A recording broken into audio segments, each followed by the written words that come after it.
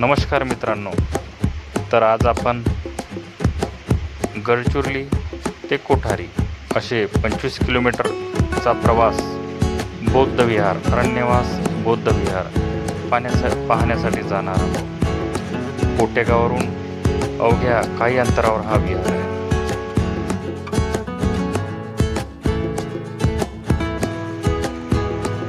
निसर्गरम्य वातावरणात असलेले कोठारी येथील बुद्ध विहार प्रेक्षणीय आहे। या स्थळाचा आणखी विकास होणे गरजेचे आहे। येथे दरवर्षी आयोजित वर्षावास सोहळ्यात संपूर्ण राज्यातून हजारो बौद्ध समाज बांधव, उपासक उपासिका तथा देशभरातील बौद्ध भिक्खू भेट देण्याकरिता येतात। या ठिकाणी बौद्ध